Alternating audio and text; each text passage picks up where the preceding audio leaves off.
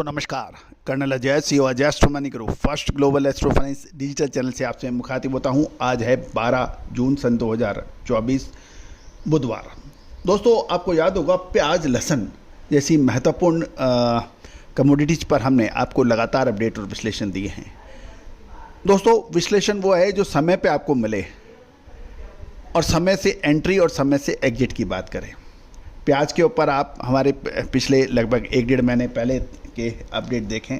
हमने प्याज में आपको अग्रिम विश्लेषण देते हुए कहा था कि प्याज में तेज़ी बन रही है और ऐसा ही कुछ देखने को मिला है। पिछले लगभग 2 से 3 सप्ताह में प्याज के भावों में 30 से 50% की एक तरफा तेज़ी दर्ज हो गई है।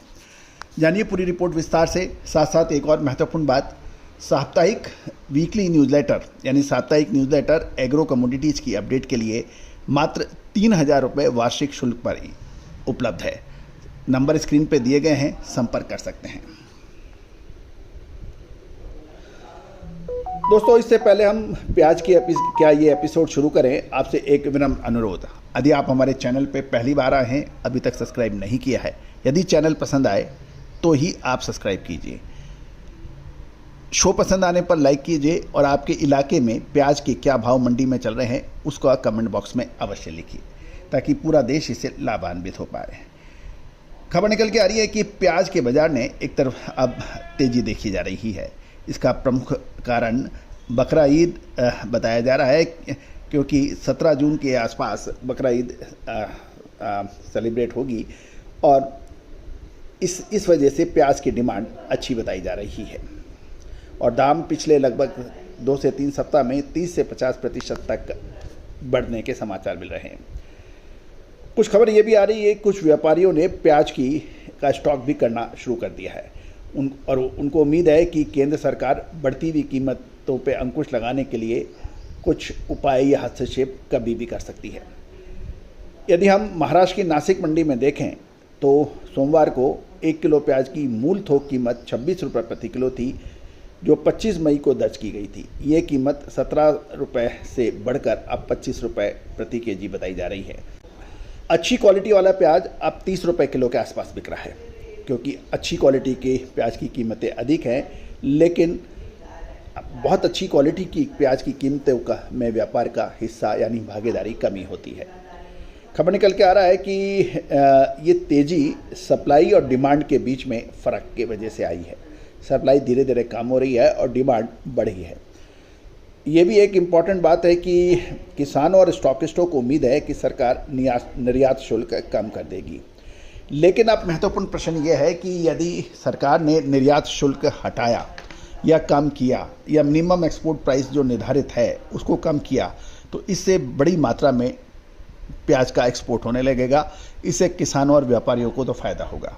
लेकिन जिस प्रकार प्याज की कीमतें बढ़ी हैं पिछले लगभग 10-15 दिनों में और निर्यात शुल्क हटा दिया गया, मिनिमम एक्सपोर्ट प्राइस हटा दी गई, तो प्याज के दामों में बेतहाशा तेज़ी भी हो सकती है।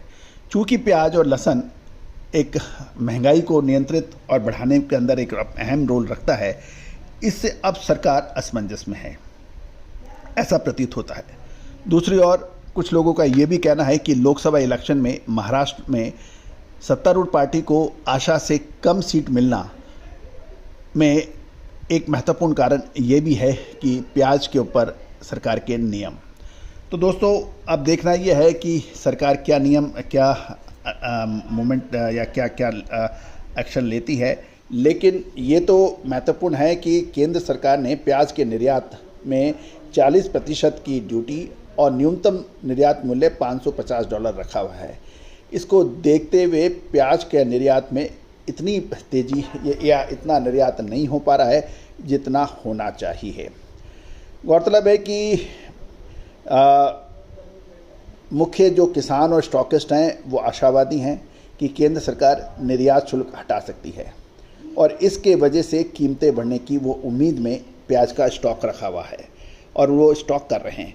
प्याज की सप्लाई किसानों और डीलरों के पास मौजूद स्टॉक से होती है और ये जून से बाजार में साल 2023-24 के लिए रबी की फसल में अनुमानित गिरावट के परिणाम स्वरूप उच्च कीमत की उम्मीद के कारण किसान अपनी प्याज की फसल को बेचने में अभी कोई खास उनकी रुचि नहीं है।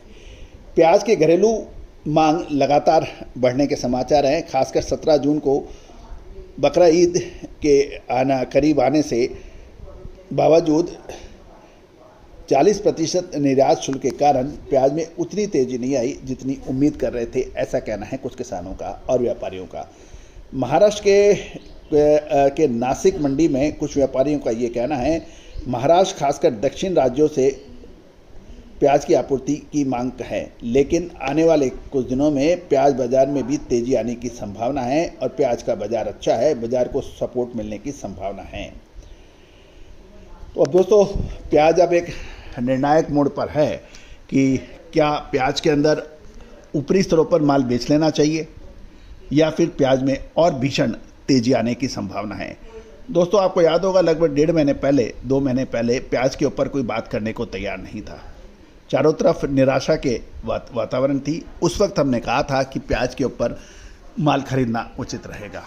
दोस्तों, मंदी में यदि माल खरीदते हैं आगे की सटीक विश्लेषण कर, तो ही आप फ़ायदा उठाते हैं।